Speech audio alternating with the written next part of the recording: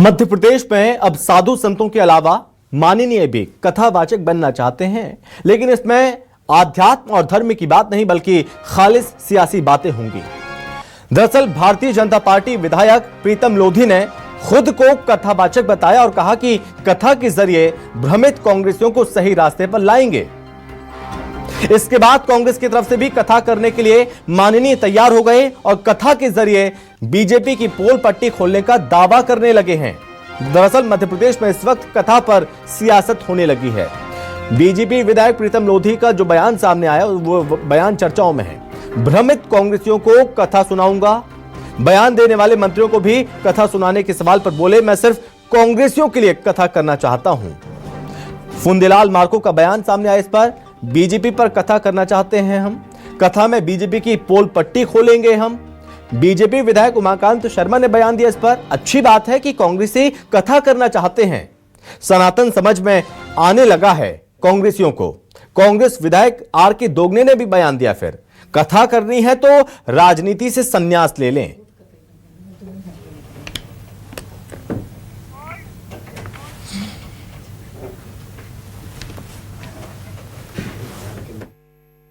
कथावाचक तो हूँ मैं, लेकिन मेरे से कोई कथा कराता नहीं है। कैसी कथा करते हैं? मैं पूरी बात कथा करता हूँ जैसे हम सब लोग करते हैं। कथा ऐसी कथा करता हूँ मैं। कभी मेरी कथा सुन के देखना आप। कब से कब तक किया? मैं तो बहुत सालों से कर रहा हूँ, बहुत सालों से कथा करता हूँ। फूल सिंह बरैया जी बोल रहे हैं कि बाबाओं को तो फूल सिंह बरैया पर तो उल्टी बातें आती हैं। फूल सिंह बरैया पे तो देखिए बहनों के बारे में क्या बोल रहा था फूल सिंह बरैया। लोगों को जो भ्रमित हो रहे हैं, मैं उनको समझाकर और थोड़ा लाल बनाना चाहता हूँ, खास करके कांग्रेसियों को जो भटक रहे हैं अभी। इनको कथा के हिसाब से इनको कांग्रेस तो ये भी बोलेगी कथा मंत्रियों के लिए भी कर रहे हैं आप। नहीं, मैं कांग्रेसियों के लिए कथा करूँगा। कांग्रेसियों जिस विचारधारा से कांग्रेस टिकी हुई है उनकी कथा की आवश्यकता नहीं है, और यदि कांग्रेस उनकी कथा को सुनाना चाहेंगे तो बहुत दिन सरकार नहीं हुई, अभी 23 साल हुआ है। वो सारे पोल खुल के रख जाएंगे। जिस तरीके से उनके क्षेत्र में और जो भ्रष्टाचार, अन्याय, अत्याचार, बेरोजगारी, बढ़ती महंगाई ये चरम पर है। जो आज बेरोजगार बच्चों के हाथ में कोई काम नहीं है, इस पर यदि हम लोग, मैं भी कथा करना चाहता हूँ, वो करें तो मैं भी भाजपा के लिए मैं कथा करना चाहता हूँ। हम तो माई नर्मदा के अमरकंटक से मैं आता हूँ, वहाँ साधु संत महात्माओं के बीच से हम आते हैं, तो उनसे ज़्यादा भाजपा के लिए हम कथा करना चाहते हैं।